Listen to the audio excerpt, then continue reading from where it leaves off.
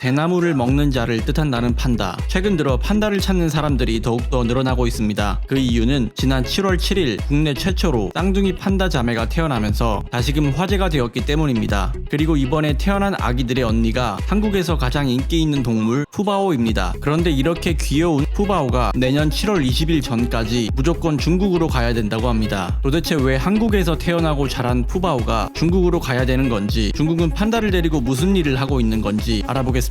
결론부터 말하자면 현재 전 세계의 모든 판다는 중국에서 소유권을 갖고 있습니다. 어떤 한 동물종 전체에 대해 그 소유권을 특정 국가가 갖고 있는 것은 드문 일인데, 판다는 중국 남부에 서식하는 고유종이라서 중국 외부에서는 사실상 구하기 어렵기 때문에 이런 정책이 유지될 수 있다고 합니다. 중국은 이런 정책을 활용해 판다 외교 정책을 펼치고 있습니다. 그런데 이게 사실상 중국에서 판다를 이용해 돈벌이를 하는 것이 아니냐는 말이 많습니다. 1975년 불법 거래나 과도한 국제 거래로 멸종 위기의 야생동물이 사라지는 것을 막기 위한 워싱턴 조약 사이트스가 발효되었고, 개체수가 많지 않은 판다 역시 다른 나라에 팔거나 기증할 수 없게 되었습니다. 이때부터 중국은 다른 나라에 판다를 대여해주는 식으로 판다 외교의 방향을 바꾸게 됩니다. 현재 중국의 판다 외교는 이런 식으로 진행되고 있습니다. 먼저 번식을 위해 암수 한 쌍을 10에서 15년 후에 중국으로 반환하는 조건으로 대여해줍니다. 만약 새끼를 낳게 되면 소유권은 중국이 갖게 되고, 짝짓기 정년기가 되는 2에서 4년 뒤에 중국으로 보내야 합니다. 우리나라도 2016년 아이바오와 러바오 한 쌍을 15년 조건으로 대여했는데, 이들이 낳은 아기 판다 푸바오가 올해 3살이 되었고 4살이 되는 내년에는 중국으로 반환되어야 된다고 합니다. 그리고 중국은 판다를 대여해주면서 판다 번식 연구기금이라는 명목으로 대여료를 청구합니다. 그런데 이 대여료가 1년에 최대 100만 달러, 우리나라 돈으로 약 13억 원을 내야 합니다. 여기에 더해 대여한 판다가 새끼를 낳으면 5억을 추가로 지불해야 합니다. 그리고 판다를 키우기 위해선 신선한 대나무 죽순을 매일 50kg 가까이 제공해야 되는데, 판다 한 마리의 먹이 비용만 연간 1억 원에 육박한다고 합니다. 이렇듯 판다 한 마리를 유지하기 위해서는 연간 15억이 넘는 돈이 들어가는데, 판다와 몸무게가 거의 10배 차이 나는 코끼리보다도 유지비가 많이 들어간다고 합니다. 그래서 막대한 비용 부담으로 판다를 중국에 조기 반환하는 사례도 적지 않습니다. 우리나라도 한 쌍의 판다를 사육하다 비용이 부담되어 1998년에 중국의 조기에 반환한 적이 있고, 일본의 우에노 동물원에서는 판다 한 마리가 코끼리 10마리를 키울 돈과 맞먹는다면서 임대해온 판다 한 쌍을 중국의 조기에 반환했으나, 판다가 없어지니 관람객이 급격하게 줄게 되면서 울며 겨자 먹기로 다시 거액의 임대료를 내고 판다를 데려오기도 했습니다. 앞서 말한 이유들로 인해 이제 3살이 된 푸바오는 4살이 되는 내년에는 한국에 있을 수 없습니다. 푸바오를 애지중지 키운 엄마 아이바오와도 이별해야 되고, 자식처럼 돌봐주던 사육사와도 이별해야 합니다. 판다는 가족, 친구와 유대가 긴밀하고 영리한 사회적인 동물인데, 아무것도 모르는 푸바오가 갑작스러운 이별에 마음의 상처를 받지 않을까 걱정됩니다.